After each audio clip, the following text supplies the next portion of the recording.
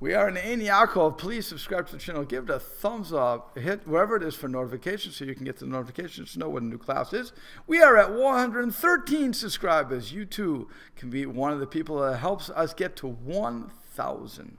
So sign up quick. And you can only sign up once. So get your friends to sign up to also. Okay, well, now we continue. And like I said, in Yaakov, we're in the Gemara Shabbos on 55b1 in the Ashkel. So it says, just the introduction was the Gemara explained above that the Mishnah attributed the sin of a neighbor to Rabbi Elazar ben Azariah on account of his failure to protest. You remember a long time ago we learned that.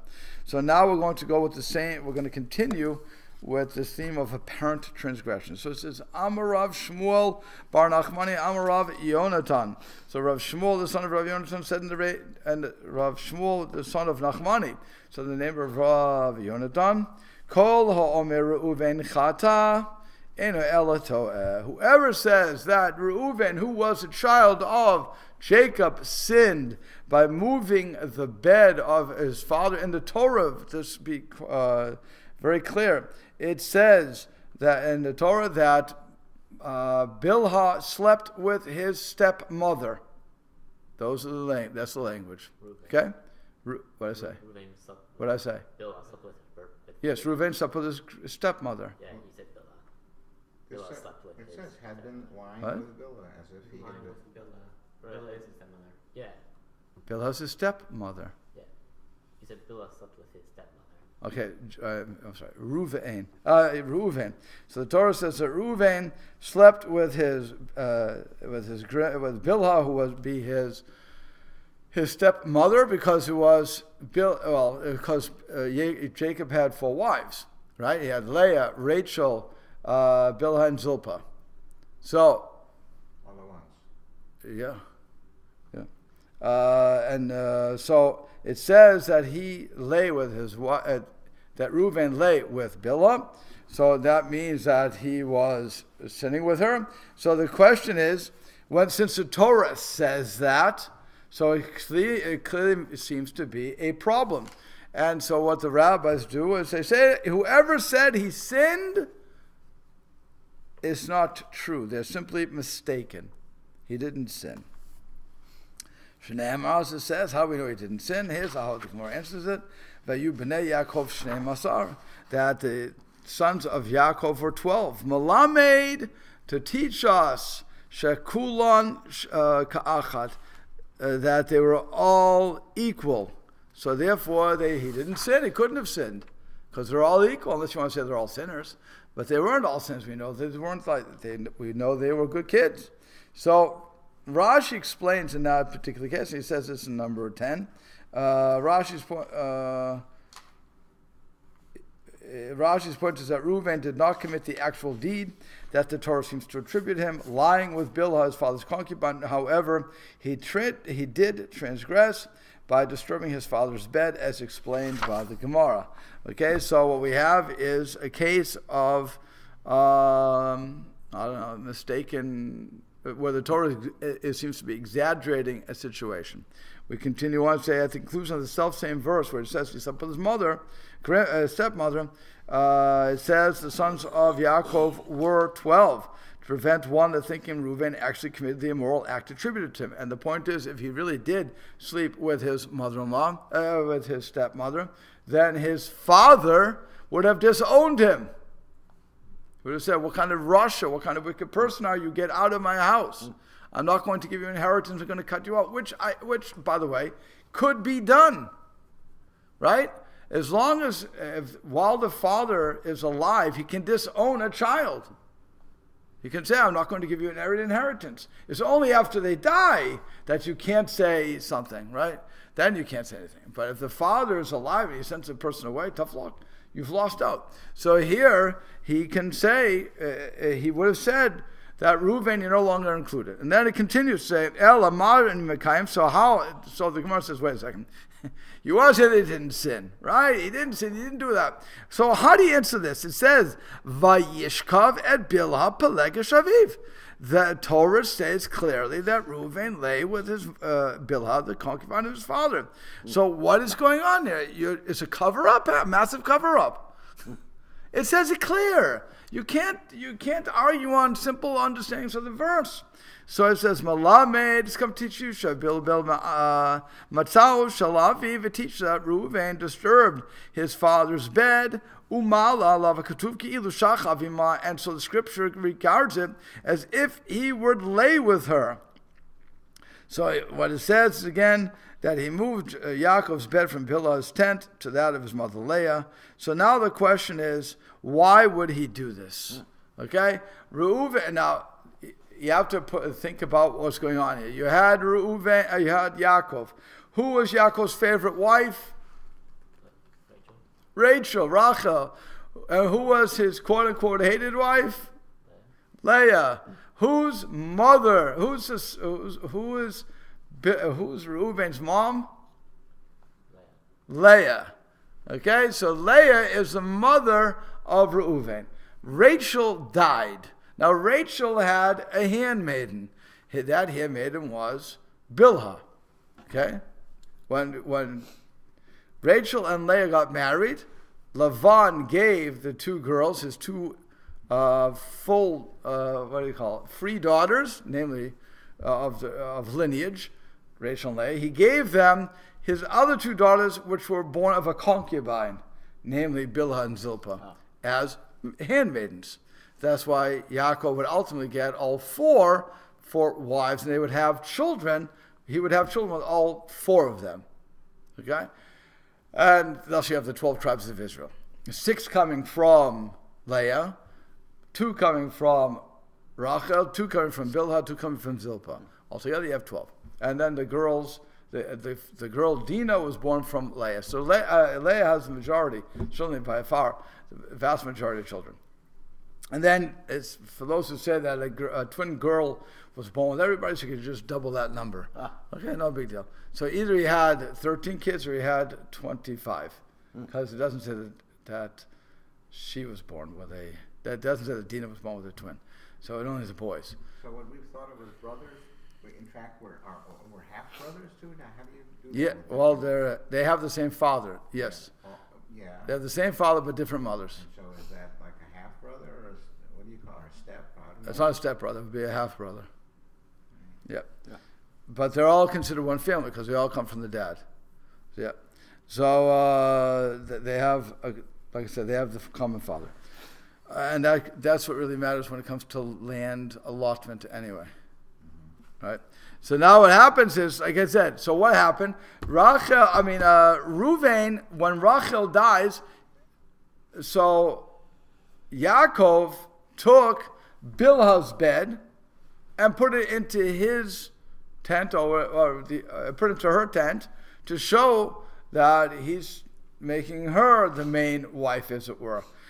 And because what was Yaakov thinking?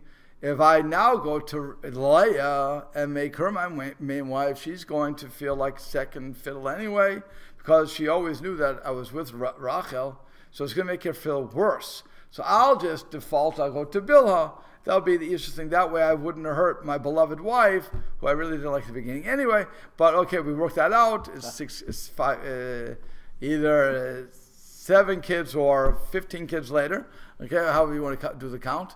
So I'm going to move into Bilhah's house. Well, Bilhah's tent. Reuven knew, though, that Leah really wanted Yaakov to finally move in, make her the main wife. He knew that. But he couldn't go to his father and say, Dad, it's not proper. Mom really wants you. She feels better. She felt better all the other years, but I'm fine, because it's none of his business. So what he does is he tries to give the hint by moving the bed. Okay? But because you did that, instead of having a straight talk or telling your mom, go talk to Dad to straighten this thing out and let them know how you feel, because he did that, so the Torah credits him as if he slept with Bilhah. That's what the rabbis are saying. Okay, but that's also the logic behind it. Why is Reuven getting involved here? By the way, if you think about this too, Reuven is, let's say he's 14 tops. Yeah, 14 tops. You're telling me if he was really interested in going to bed with his stepmother, who must have been much his senior. I mean, really? That doesn't make sense.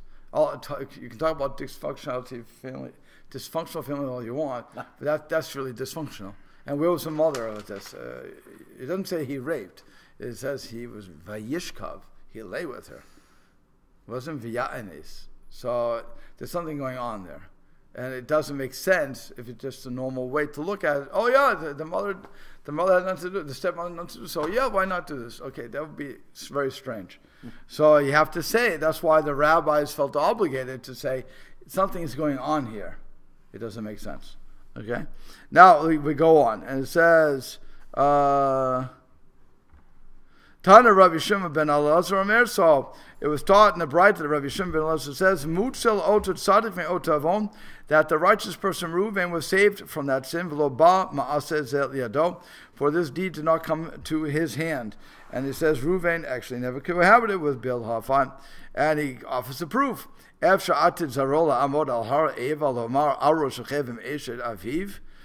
possible that Reuven's descendants would be on the who would in the future stand on Mount Avel and declare, "Cursed is he who lies with his father's wife." And this very sin would come to his hand? No, it's impossible. That would be the ultimate slap in the face. Here, you came from an adulterous event, and you're up there saying, "Cursed is the one who lies with his father's wife." That's in Deuteronomy. That's the one of the 12 curses instituted by the ceremony of blessings and curses at Mount Avel and Mount Gerizim. The tribe of Reuven was one of the 6 tribes assigned to stand on Mount Avel to affirm the curses. So it can't be that. Elamani Makayim, so if that's the case, how do I understand the verse of Vayishkav Bilhah Pelegish Aviv, that Reuven lay with Bilhah, the concubine of his father?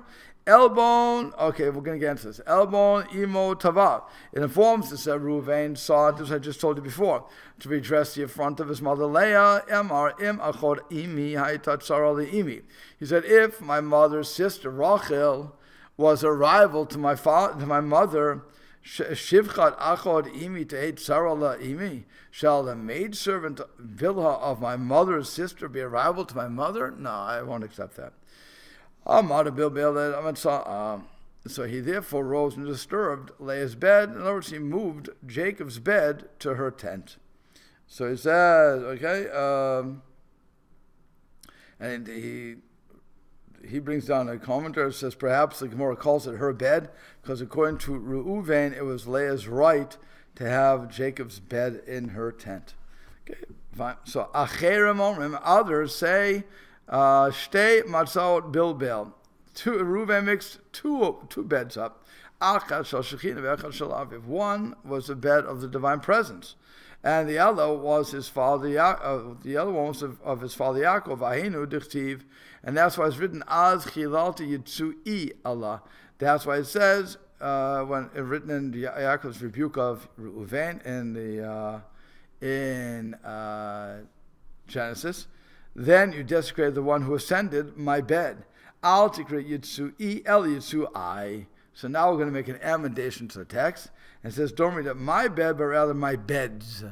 It goes from Yitzui, which is my bed singular, to Yitzui, my beds. Okay, because because of the vowel change. I'm noticing something here. Yeah. In the prior paragraph, they're quoting from Genesis. Yep.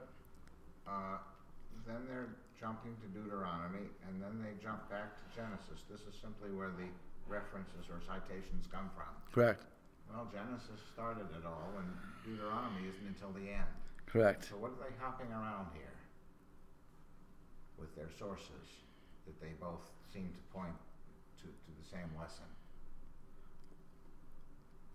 If I understand the question correctly, We have something from I understand. and something from So if I understand your question correctly, you're asking why did you go Genesis, Deuteronomy?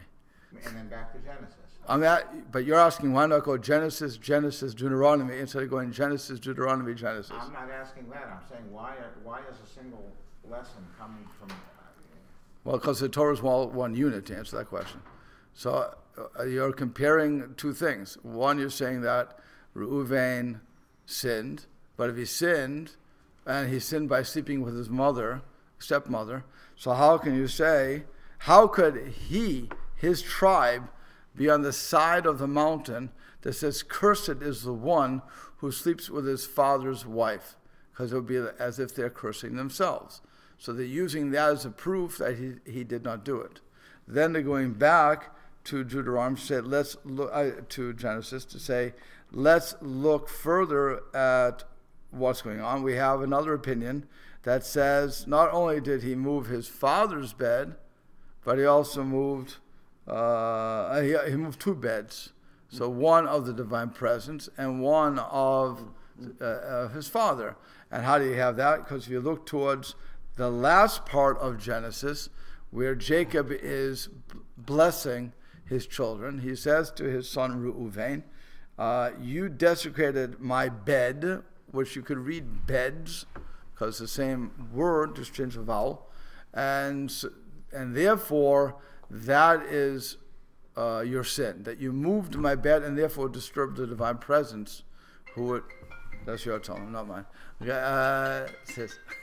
Okay, but so that's why you're going back and forth. They're trying to prove a point. Now you also have two opinions here. It's not just one opinion. You have Rav Shimon ben Elazar, then the Acherim, and you have different opinions. So each person is giving a textual proof for what he wants to say. So one person went to Rabbi Elazar ben Shimon, got it from Deuteronomy, and Acherim, which is a different opinion, proved his point from Genesis. So that's really why you're going back and forth. They all were looking for proof texts for what they're saying, because it's very simple for me to say that Reuven didn't sin, but wait a second, the verse says he did sin. So how can you whitewash that? Okay, so I have to whitewash that. I have to make it clear that I'm not whitewashing. I'm not just defending him to defend him, because how could it be that my ancestor would have done such a heinous crime? I have to show you a verse that backs me up. You understand? So one got it from Deuteronomy, one got it from Genesis. Again, we're going in an oral tradition here, so it's not going to work like you would in a book to say Genesis. It's not going to do that. So it's going to go the way I'm thinking. So we're going to have the proof.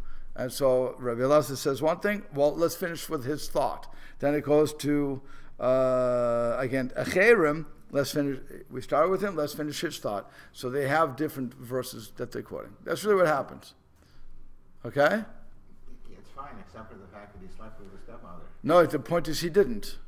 The point is he didn't. The point is he moved the bed and he didn't sleep with her. If he slept with her, that was Rabbi Shimon ben Elazar's proof. If he slept with her, then Hashem never would have had him say, cursed is he who lies with his father's wife. It would be impossible. You can't say that. Because he would be cursing himself. Or the tribe would be cursing themselves in this case. So they could not be, that God would not do that to a person. So therefore it's proof positive that he didn't sleep with her, rather he moved the bed. That's all he did. And the Torah credited him with that, showing that was improper. It was improper. You shouldn't have done it. But it wasn't a sin or something. Well, again, he didn't sleep with her. What he did was imagine if you... I can't imagine it. No, of course you can. You can imagine. You see your father hurting your mother. So what do? You try to fix it up without any permission. So the Torah says, you got involved in a marital situation. That wasn't your problem. Don't get involved in that. You stick to your lane, they stick to their lanes. Well, yeah. As a child, you have to go like this sometimes. As a child, I can't get involved with my parents. How many times have we said to our kids when we're talking, I talk to my wife, my kid wants to suddenly get involved, we say, there's nothing to do with you. Go back. Yeah. Go back to your lane. Go away. Two married people who aren't married to each other sleep in a hotel in room 15. No. Again, I'm not going to argue. What I'm saying is, the Torah used the word vayishkav, which is translated as he slept. The rabbis are saying, it doesn't mean that they weren't in the same room. They never slept together. Period. They never slept together. When were the beds moved? Before or after they didn't sleep together? It would have been the father moved again. Rachel dies. She has a handmaiden, Bilhah. Jacob, the husband, moved his bed from Rachel's tent to Bilhah's tent. That's what happened. Okay. Beds were moved. Beds. He moved his bed because his wife is dead, so he moved it from the dead wife's to the dead wife's concubine's room. So now the son from a different mother, Reuven's from Leah, saw that, knew that his mother was hurt. So what he did was he took his father's bed without permission. Nobody's in bed. He took his bed and he moved it into his mother's tent. They all had different tents. So he moved in his mother's tent. And so when the father sees this, he's like, what happened? Who did this? Okay, so Reuven said, well, I did it, whatever the case. You should be with my mother. The Torah, since he got involved in marital situation, that's not his, the Torah credits him as if his crime was as bad as sleeping with his stepmother. He didn't do it. Absolutely didn't do it. But it credits him with that so that we ask the question, how could Reuven do that? Oh my God, what kind of wicked person is this? Then we get into this whole discussion about how we, the children, should not get involved in our parents' marital relationship. That's not our business. Absolutely not our business. You can't get involved in that. That's nothing to do with you. You can't do nothing. Why not? Your parents are the big people that work themselves up. Just like the parent will always say, the divorce has nothing to do with you. And you know what? They're 100% right. The divorce has nothing to do with the child. The child did nothing wrong. It's the parents who are too stupid to figure out what to do. And yes, I'm saying that. Because I really believe that they loved each other when they were married. So when they were doing all this, and they have 3 kids, 5, 7, 12, even 1. And really? You didn't know you couldn't get along? And now you brought a little person into the world, and guess what? You still can't get along? Why? Make it fake it. Fake it for 20 years. Who cares? Let the kid grow up. Let the kid grow up secure. It doesn't matter.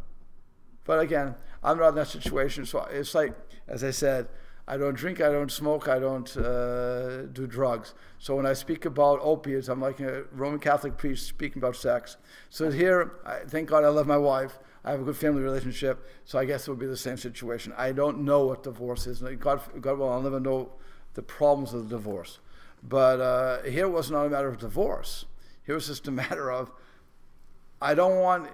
they're all trying to protect the same person, Leah. That's all. They're all trying to protect her. I don't want to hurt you, so I don't want to move into your tent because otherwise you'll feel like second fiddle all the rest of your life. So why would I want to do that? And then the son is saying, but she wants you. But again, they can't speak like that.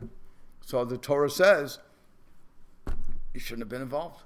So therefore, I'm going to consider it as if Vayishkav. So that way everybody will get into this discussion and will know what you shouldn't do as a child. Don't get involved in your parents' marital relationship. That's none of your business. Let them work it out. Okay. That's what they're saying. Okay? And we'll stop there. Okay.